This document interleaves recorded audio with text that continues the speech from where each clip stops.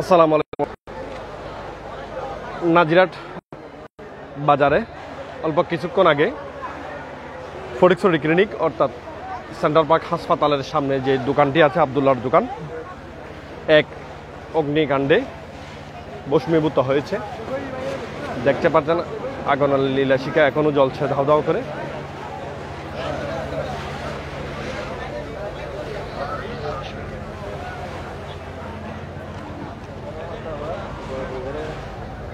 Fatikchhari fire সার্ভিসের একটি unit আগুন নিয়ন্ত্রণে কাজ করে যাচ্ছেন।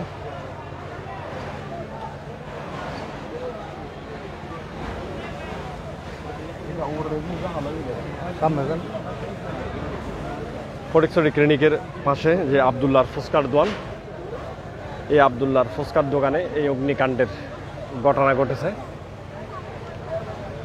খবর পেয়ে ফটিকছড়ি ফায়ার সার্ভিসের একটি ইউনিট এসে আগুন নিয়ন্ত্রণে কাজ চালিয়ে যাচ্ছে। আগুন লাগার সাথে সাথে আগুনের লেলিশিখা চারিদিকে ছড়িয়ে পড়ে, মানুষ আতঙ্কিত হয়ে পড়ে। আগুনের কি কারণে আগুনের সূত্রপাত এখনো জানা যায়নি।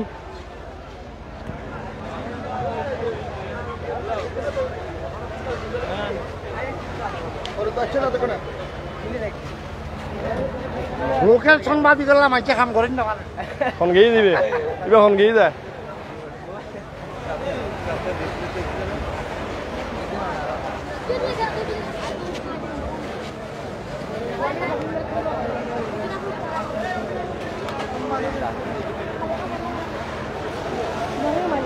একটা মানুষ এখানে এক আজগবি কথা বলে গেল, লোকাল সাংবাদিকের জন্য নাকি কেউ এখানে কাজ করতে পারতেছে না। এক গুজব ছড়িয়েছে শুরুতে। আগুন লাগার সাথে সাথে অনেকে সাংবাদিককে ফোন করেছেন। সাংবাদিককে ফোন না করে ডাইরেক্ট ফায়ার সার্ভিসকে ফোন দিলে সেটাই আর ভালো মনে হয়।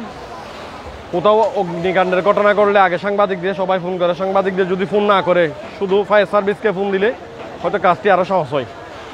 যারা দেখছেন আপনারা এই ধরনের কোনো অগ্নিকাণ্ডের ঘটনা করলে আগে সাংবাদিককে ফোন না দিয়ে আপনাদের বিনীত অনুরোধ করছি, সাংবাদিককে ফোন না দিয়ে ফটিকছড়ি ফায়ার সার্ভিসকে ফোন দিবেন। আপনারা ফটিকছড়ি ফায়ার সার্ভিসের যে নাম্বারটি আছে নাম্বারটিতে আপনারা সংগ্রহ রাখবেন।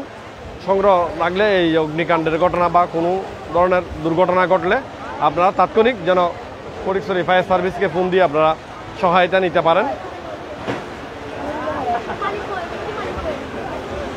এই লাম এলাম এলাম লাম দেখি দেখি, হ্যাঁ হুজুর, এই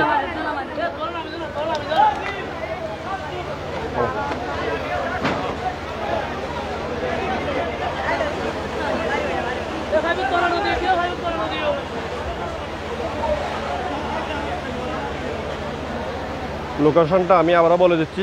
ফটিকছড়ি ক্লিনিকের উত্তর পাশে যেই আবদুল্লাহর ফুচকার দোকান, ওই ফুচকার দোকানে অগ্নিকাণ্ডের ঘটনা ঘটেছে।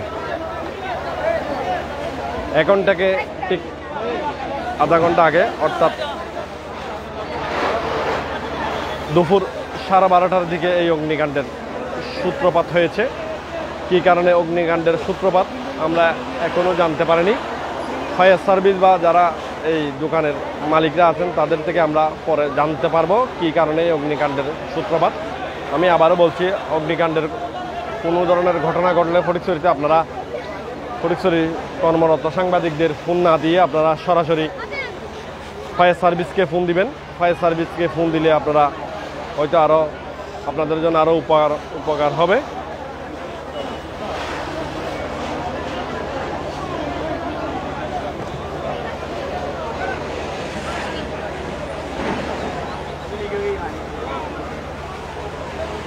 ধন্যবাদ, ভালো থাকবেন, আল্লাহ হাফেজ।